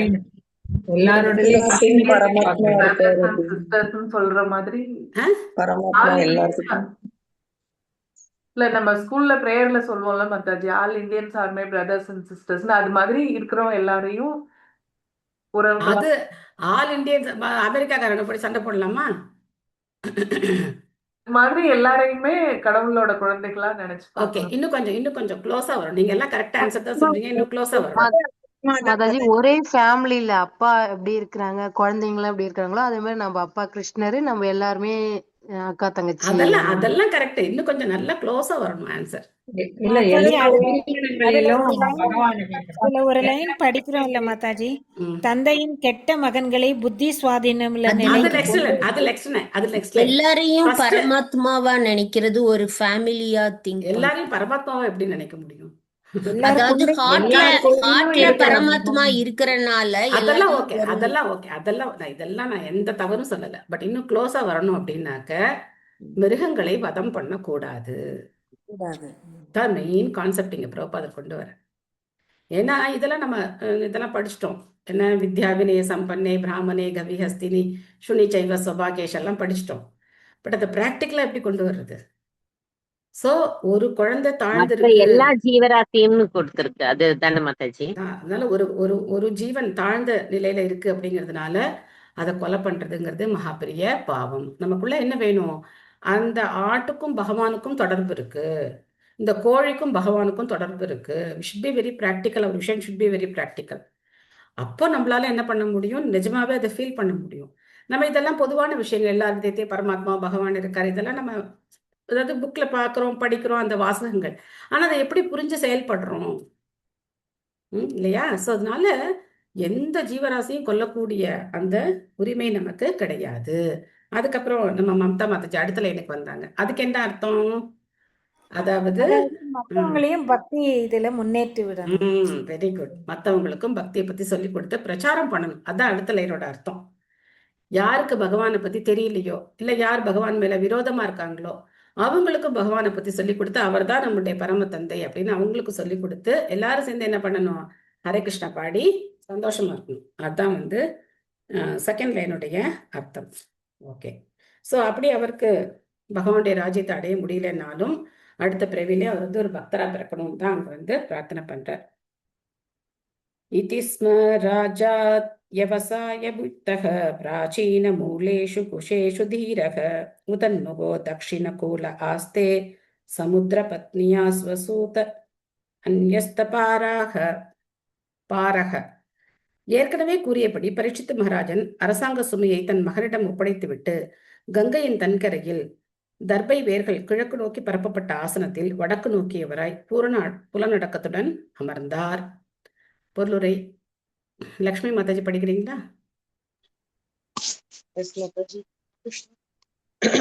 பொருளுரை வழங்கிய ஸ்ரீலா பக்தி வேதாந்த சுவாமிக்கு ஜெய். கங்கை நதி சமுத்திரத்தின் மனைவி என போற்றப்படுகிறது. பூமியிலிருந்து வேருடன் பிடுங்கிய தர்பையால் அமைக்கப்பட்ட ஆசனம் புனிதமானதாகவும் அதன் வேர் கிழக்கு நோக்கி பரப்பப்படுமானால் அது மங்களகரமானதாகவும் கருதப்படுகிறது. வடக்கு நோக்கி இருப்பது ஆன்மீக வெற்றிக்கு இன்னும் அனுகூலமாக இருக்கும். பரீட்சித்து மகாராஜன் வீட்டை விட்டு வெளியேறும் முன் அரசாங்க பொறுப்பை தன் மகனிடம் ஒப்படைத்தார். இவ்வாறாக சூழ்நிலைகளை அவர் முற்றிலும் சாதகமான முறையில் மாற்றி அமைத்துக் கொண்டார். ஹரே கிருஷ்ணா. தேங்க்யூ மாதாஜி. ஹரே கிருஷ்ணா. ஸோ எவ்வளோ அற்புதமான ஒரு பரீட்சித் மகாராஜருடைய சரித்தம் அப்படின்னு நம்ம பார்க்கலாம். அவர் புலம்பல, இப்படி ஆயிடுச்சு, நான் எந்த தவறும் செய்யலை, நான் சின்னதாக அந்த ஏதோ எனக்கு கொஞ்சம் தாகமும் பசியுமா இருந்ததுனால தான் நான் இதை பண்ணிட்டேன், இதுக்கு போய் அவன் வந்து இந்த மாதிரி ஒரு சாபம் கொடுத்துட்டான், இதுக்கெல்லாம் ஏதாவது மாற்று இருக்கா, நீங்கள்லாம் ஏதாவது சொல்லுங்க அப்படிலாம் கேட்கல பாருங்க இல்லையா? ஏதாவது புலம்புறாரா? ஏதாவது கவலைப்படுறாரா? எவ்வளோ வந்து ஒரு சூழ்நிலைகளை எப்படி எவ்வளோ சாதகமாக மாற்றிக்கிட்டு இதில் தான் நம்ம கற்றுக்கணும். எந்த சூழ்நிலையும் பக்திக்கு தடை கிடையாது. எல்லா சூழ்நிலையும் பக்திக்கு என்னது ஃபேவரான சூழ்நிலைகள் தான். நம்ம பல சூழ்நிலைகளை பார்த்துட்டோம். விதுரரை துரியோதனன் வந்து அவமதிச்சு வெளியில் அனுப்பினதை பார்த்தோம். அப்போ விதுரர் உடனே என்ன பண்ணார்? அந்த சூழ்நிலையை பயன்படுத்தி என்ன பண்ணார்? தீர்த்தயாத்திரை கிளம்பிட்டார். அவர் கிளம்பிட்டார். பலபத்ர பிரபு உங்க எல்லாரையும் யாத்திரான்னு கூட்டிட்டு போற மாதிரி அவர் தனியா கிளம்பிட்டார். போங்கப்பா, அந்த ராஜ்யம் வேண்டாம், ஒண்ணு வேண்டாம் அப்படின்னு வில்லெல்லாம் தூக்கி போட்டு விட்டா போதும்னு சொல்லி அவர் வந்து தீர்த்த யாத்திரை கிளம்பிட்டார். அப்போ இன்னொருத்தர் நம்ம எங்க பார்த்தோம் அப்படின்னாக்க பீஷ்ம தேவரை பார்த்தோம். ஸோ அர்ஜுனன் சர்ற மாதிரியே அம்பு விட்டு அவரை அந்த அம்பு படுக்கையில படுக்க வச்சுட்டார். அப்பவும் அவர் பகவானை போய் என்ன பிரார்த்தனை பண்றார்? கடைசியில என் மூச்சு போகிற நேரத்துல என் முன்னாடி நீங்க இருந்து உங்களுடைய அழகான அந்த திருமுகத்தை பார்த்தபடி நான் வந்து என்னுடைய உடலை விடணும், எனக்கு அந்த வரத்தை கொடுக்கணும் நீங்க அப்படின்னு ஒரு கண்டிஷன் போட்டு தான் யுதிஷ்டிர மகாராஜருக்கு உபதேசமே பண்ண ஆரம்பிச்சார். ஸோ அந்த சூழ்நிலையிலே அவர் வந்து பக்தியிலேருந்து அவர் கொஞ்சம் கூட மாறவே இல்லை. அதுக்கப்புறம் இன்னொரு முக்கியமான ஆரம்பத்துல ஒரு பையனை பத்தி நம்ம பார்த்தோம். நாரதர், சின்ன பையன், அம்மா இறந்து போயிட்டாங்க, இருந்த ஒரே ஆறுதல். அவர் என்ன பண்ணார்? பக்தி வேதாந்திகள் உபதேசம் பண்ணதெல்லாம் கேட்டு அவரும் வந்து அதே தியானம் பண்ணி அவரும் வந்து பகவானை நோக்கி அவரும் போக ஆரம்பிச்சார். கடைசியில் அவர் நாரதராகவே மாறிட்டார். ஸோ இந்த மாதிரி எல்லா சூழ்நிலைகளும் பாகவதம் படிக்கிறது வந்து நம்ம எப்படி பார்க்கணும் அப்படின்னாக்க, இவ்வளோ பெரிய கஷ்டங்கள்லாம் நமக்கு வரப்போகிறது கிடையாது. நமக்கு வரப்போகிறதுலாம் என்னது? சின்ன சின்ன பிரச்சனைகள் தான்.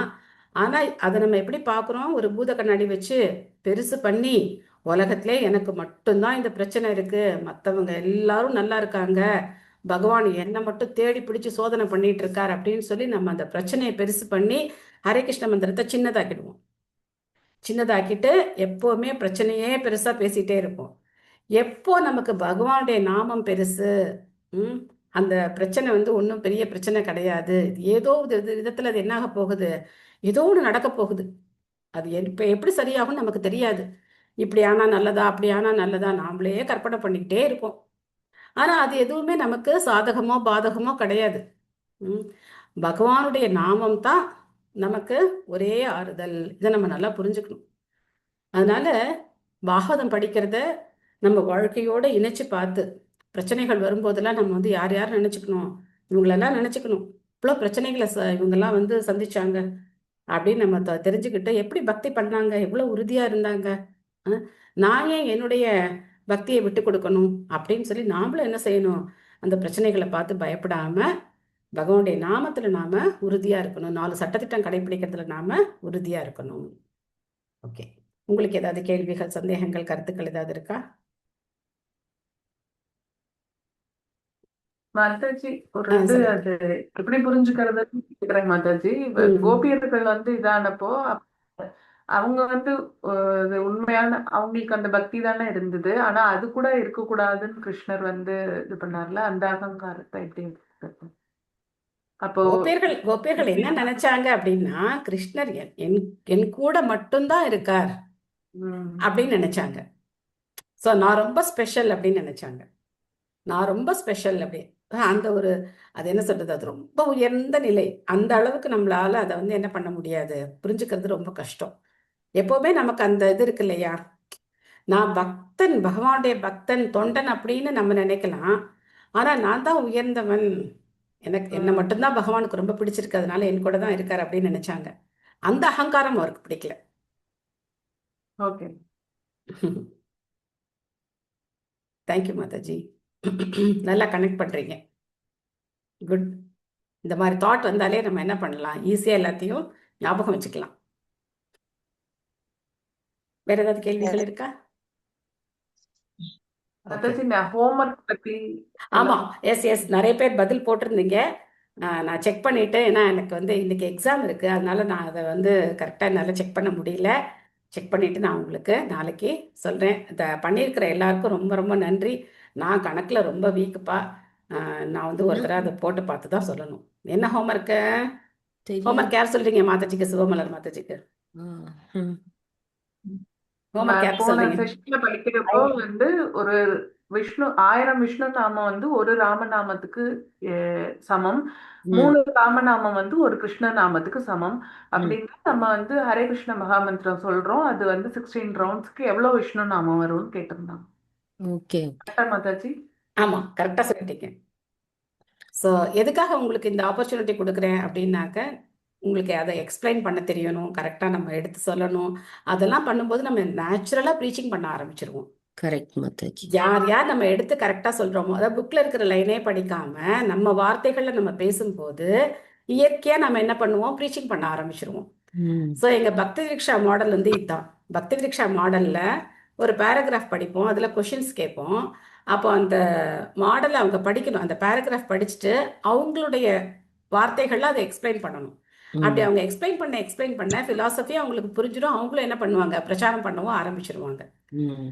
ஸோ அதனால நம்ம இப்போ கிளாஸ் நம்ம ஸ்டார்ட் பண்ணும்போது ஃபர்ஸ்ட் ஒரு செஷன் ஒரு 10 மினிட்ஸ் வைக்கிறோம் இல்லையா, 5 to 10 மினிட்ஸ் வைக்கிறோம் இல்லையா. நேற்று பாகவதத்தில் என்ன ஞாபகம் இருக்கு, அப்போ யார் ஓன் வேர்ட்ஸ்ல சொல்றாங்களோ தே வில் ப்ரீச் ஈஸிலி.